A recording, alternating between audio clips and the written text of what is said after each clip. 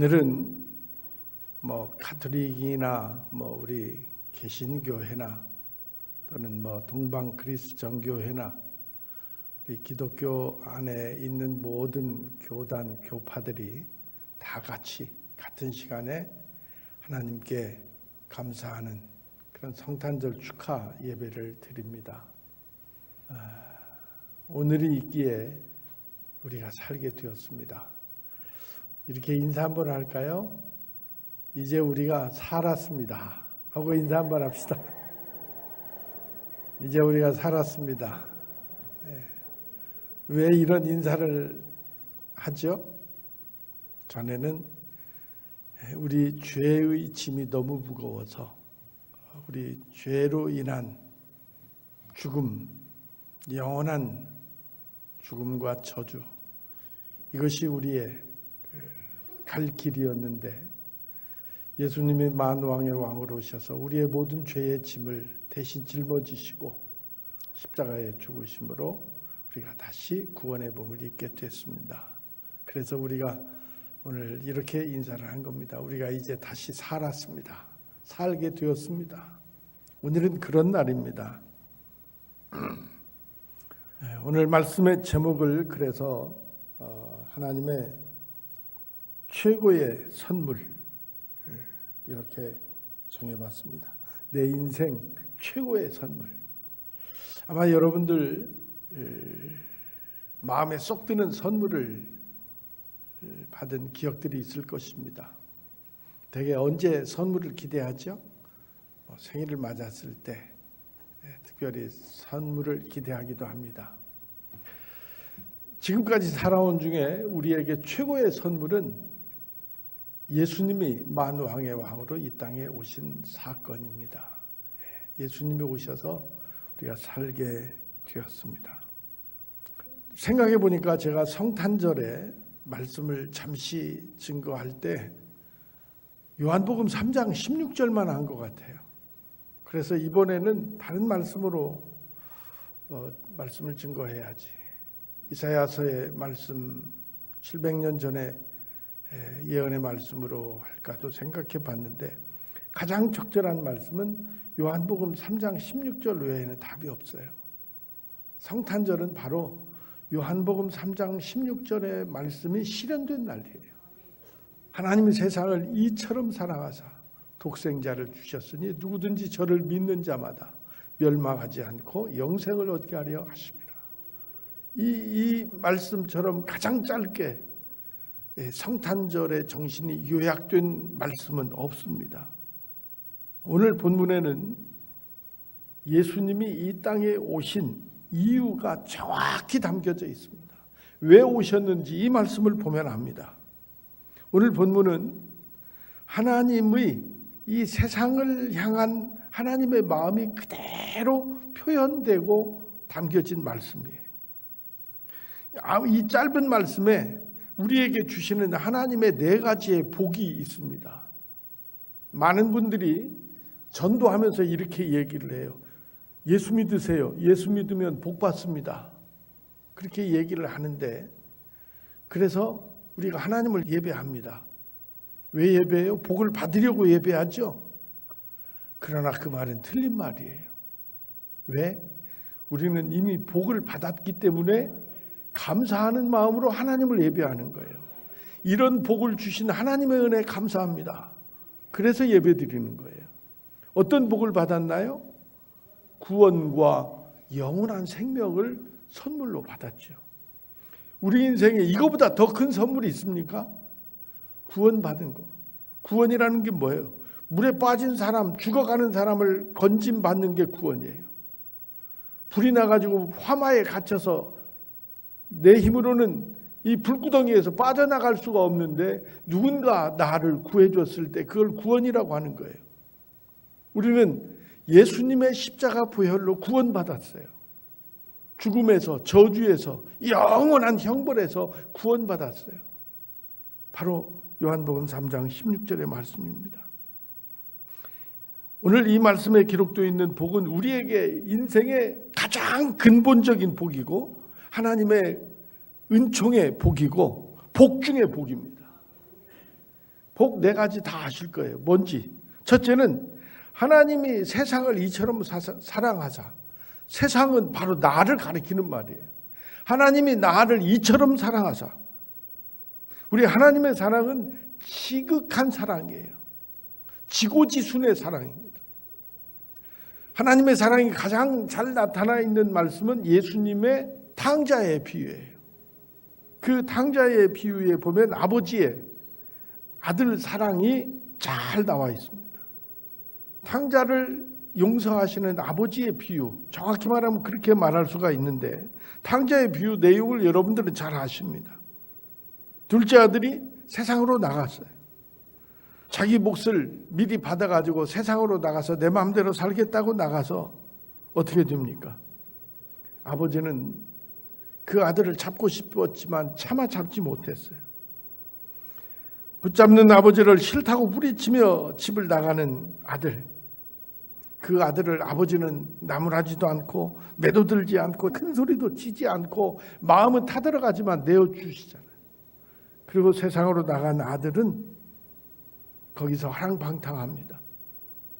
집 나간 아들을 생각하는 아버지의 마음이 어땠을까요? 괴로웠겠죠. 막 화도 났을 것이고 또 염려도 됐을 것이고, 그런데 그 아들이 그만 다시 돌아오는 거예요.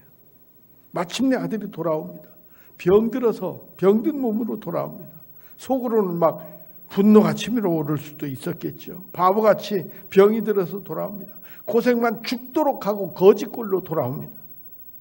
그런데 막상 집을 나갔던 아들이 돌아오는 그 모습을 보는 순간 아버지의 분노는 사라지잖아요.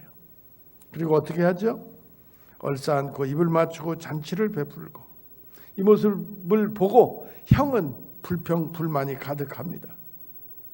멀리서 집에 돌아오지도 않고 동생을 반기지도 않고 심통을 부리지만 아버지는 그래도 신이라서 잔치를 베풀고 송아지를 잡아서 동네방네 다 부르고 우리 아들이 돌아왔습니다 하고 잔치를 베풀었습니다. 여러분, 이 아버지의 모습이 우리를 사랑하시는 하나님의 모습입니다.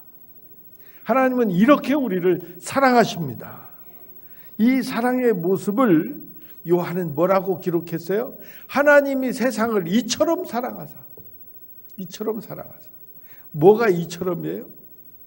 하나님이 인간의 몸을 입고 내려오실 정도로 우리를 구하시려고 우리와 똑같은 모습으로 높고 높은 보좌를 버리고 낮고 천한 이 땅으로 내려오실 정도로 이처럼 사랑하사. 여러분, 죄가 뭘까요? 죄가 뭐예요? 죄는 하나님을 떠나는 게 죄예요. 탕자의 비유에서 이 둘째 아들은 아버지를 떠났어요. 떠나면 안 되는 건데 떠났어요. 그게 죄예요. 이 죄를 하나님은 용서해 주신 거죠. 하나님의 심정을 이해하지 못하는 게 죄예요. 둘째 아들이 아버지의 마음을 이해했다면 나갔겠어요? 못 나갔죠. 이 하나님의 사랑이 가장 잘 나타나는 절기가 성탄절입니다. 이 성탄절이 교회의 시작이에요. 사랑은요, 가장 좋은 걸 주는 거예요. 하나님은 우리에게 무엇을 주셨나요? 뭘 주셨어요? 오늘 본문만 가지고 이야기할게요. 하나님은 세상을 이처럼 사랑하사 무엇을 주셨으니? 독생자를 주셨으니. 여러분, 사랑은 10개에서 하나 주는 게 아니에요. 사랑은 10개 다 주는 게 사랑이에요. 다 주고 나서 또 줄 것이 뭐가 있는가 둘러보는 것이 사랑입니다. 하나님이 세상을 얼마나 사랑하셨는지 독생자를 내어주시기까지 사랑하셨습니다. 그것도 독생자를 제물로 바치도록 우리를 사랑하셨어요. 독생자라는 말은 단어 뜻대로 뜻풀이를 하면 하나밖에 없는 아들이라고 생각할 수 있겠지만 독생자가 아니라 하나님 자신을 주신 거예요. 하나님 자신을 우리에게 내어주신 거예요. 하나님 자신이 인간의 몸을 입고 세상에 오셔서 십자가를 지시고 자신이 죽으셨다는 말입니다. 여러분, 우리가 누군가를 사랑할 때 우리의 사랑과 하나님의 사랑은 비교해서는 안 됩니다. 그 수준은 비교할 수가 없는 거죠. 우리의 수준은, 우리들의 사랑의 수준은 아주 저급해요. 우리는 가진 것 중에서 아주 조그마한 거 하나를 주고 그 사랑을 티를 냅니다. 그것도 주기 위해서 여러 번 망설이고 재고 계산하고 그리고 주죠. 일부만 주고서도 어떻게 해요? 오래오래 기억합니다. 그걸 또 어떻게 기름종이다 새겨놔요. 근데 또 받은 사람은 어떻게? 금세 잊어버리고 말죠. 그래서 받은 사람이 잊어버리고 인사를 안 하면 우리는 뭐라고 얘기를 해요? 은혜를 모르는 사람이니 배은망덕하니 그래 가면서 서운해합니다. 이게 우리들의 수준이죠. 부모 자녀 간에도 그래요. 부모님들이 장성해서 가정을 꾸리고 살면서 자녀들이 조금만 알아주지 않으면 곧바로 뭐라고 그래요? 서운해하죠. 이 불효자식 같은 년. 내가 너를 어떻게 키웠는데 네가 나한테 그럴 수 있냐고. 그게 부모예요. 육신의 부모들이 그렇죠. 내가 우리 부모님한테 한 거는 생각 안 하고 내가 키워낸 자식들이 나한테 조금만 서운하게 하면 그런 마음을 먹는 게 우리 사람들의 사랑의 수준이에요. 그런데 우리 하나님은 독생자까지 주셨어요. 자기 자신을 내어주셨습니다. 그것도 제물로 주셨어요. 십자가에서 가장 수치스럽고 가장 고통스러운 제물로 하나님 스스로 자신을 내어주셨어요. 그래서 하나님의 사랑은 최고의 사랑인 겁니다. 하나님이 우리에게 주신 최고의 선물이 바로 독생자 예수 그리스도죠. 그리고 세 번째 복은 뭔가요? 그를 믿는 자마다, 그가 누구예요? 예수님. 예수님이 하나님이시라고 하는 것을, 예수님이 왜 왔는지를 설명해 주시는데 그 설명을 믿는 자마다 구원을 얻도록 우리에게 복받는 길을 열어주셨습니다. 그렇게 하나님이 아들을 세상에 주시면서 뭐라고 말씀하셨어요? 누구든지 그를 믿는 자마다 구원을 얻으리라. 누구든지. 여러분, 이 누구든지라는 말이 얼마나 고마운 말씀인 줄 아세요? 세상의 모든 원리에는 조건이 있어요. 자격이 있어요. 그런데 구원의 길은 누구든지예요. 아무든지. 자격 조건 없습니다. 이 진리를 믿기만 하면, 믿고 주님을 영접하기만 하면 하나님은 우리를 구원해 주시는 거예요.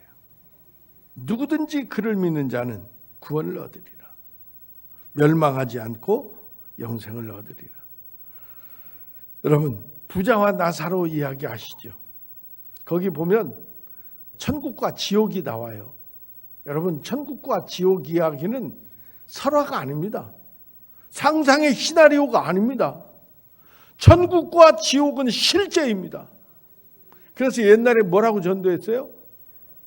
예수 천당 불신 지옥이라고 그랬어요. 가장 함축된 구원의 진리예요. 예수 천당 불신 지옥. 예수님을 영접하면 하나님의 나라에 들어가는 거예요. 하나님의 나라는 원래 우리들의 조상이 살던 땅이에요. 에덴 동산이에요. 에덴 동산에는 죽음이 없어요. 그 동산에는 하나님이 계시고 하나님이 우리와 놀아주시는 곳이에요.